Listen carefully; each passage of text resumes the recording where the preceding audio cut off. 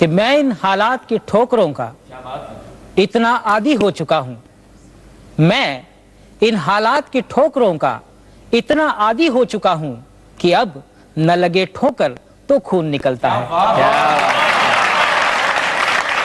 बढ़िया है दिलीप, वाह वाह वाह, क्या कहने। दूसरी पंक्तियां कि ऐसी जिंदगी जियो, ऐसी जिंदगी जियो कि हर पल तुम्हें चौंका दे, ऐसी जिंदगी जियो कि हर पल तुम्हें चौंका दे, अरे वक्त इतना मेहरबान नहीं है कि फिर तुम्हें मौका दे। वक्त इतना मेहरबान नहीं है। वाह वाह वाह वाह वाह वाह, बढ़िया है दिलीप, क्या कहने, क्या कहने। एक छोटी सी रचना। स्वागत। मित्रों, मेरे पिताजी गांव के हैं, इसलिए वो शहर के तौर तरीके नहीं जानते हैं।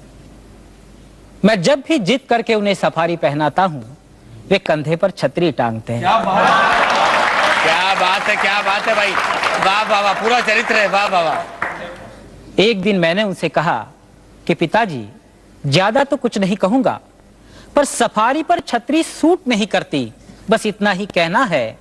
तो वे प्यार से बोले, बेटे, रास्ते में धूप और बारिश ये नहीं देखती कि किसने क्या पहना है। बढ़िया बात, बढ़िया बात है। धूप और बारिश ये नहीं देखती कि किसने क्या पहना है।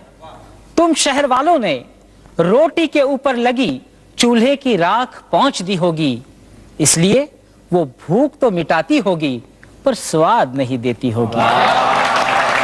स्वाद नहीं देती होगी। बहुत अच्छे, बहुत अच्छे। और बेटे, बहुत अच्छे। और बेटे, कई आंटियों ने तेरे लिए लोरिया गाई होगी, पर नींद तो तुम्हें माँ के आंचल में ही आई होगी। माँ के आंचल में ही आई होगी। माँ के आंचल। क्या बात है, क्या बात, बहुत अच्छे दिलीप, स्वागत है। एक अंतिम रचना। स्वागत। बिल्कुल अलग विषय लेकर है, क्योंकि इन नेताओं को लेकर कोई भी विषय पूर्ण नहीं हो सकता। एक गधे ने अपनी पत्नी से कहा, अच्छा, कि सोच रहा हूं इस बार इलेक्शन में खड़ा हो जाऊं और इतने दिन लोगों का बोझ ढोया, थोड़ा देश का भी ढोऊं। गधी ने कहा, वाह मेरे शेर जी, क्या भेजा पाया है। वाह मेरे शेर जी, क्या भेजा पाया है, पर बताइए तो सही कि यह विचार आपके मन में कैसे आया है। तो गधे ने कहा कि रोज खबरें सुनता हूं, सुनकर दुखी होता हूं कि संसद के सदस्य गरीबों के प्रश्न लातों और घूंसों से हल करने की कोशिश कर रहे हैं, हमारी बिरादरी को बदनाम कर रहे हैं। इसलिए इस बार इलेक्शन से जीतकर मैं संसद में जाऊंगा और सहनशीलता क्या होती है उन्हें सिखलाऊंगा।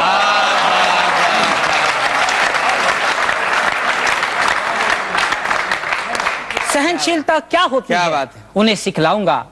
गधी ने कहा, प्राणनाथ, आप झूठ बोल रहे हैं, मुझे बहका रहे हैं, क्योंकि केवल लातों घूसों के और सहनशीलता के उदाहरण देने से स्पष्ट होने जैसी यह बात नहीं है, और आपको मैं समझाऊं इतनी मेरी औकात भी नहीं है।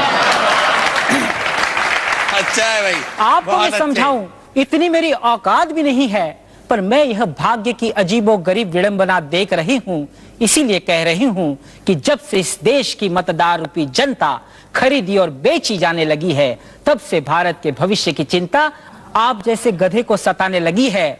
गधे ने कहा, प्राण प्रिय, इतना कड़वा सच न बोलो। प्राण प्रिय, इतना कड़वा सच न बोलो, राजनीति और सच्चाई को एक ही तराजू से न तोलो। बढ़िया व्यंग है, क्या बात है, क्या राजनीति और सच्चाई को एक ही तराजू से न तोलो।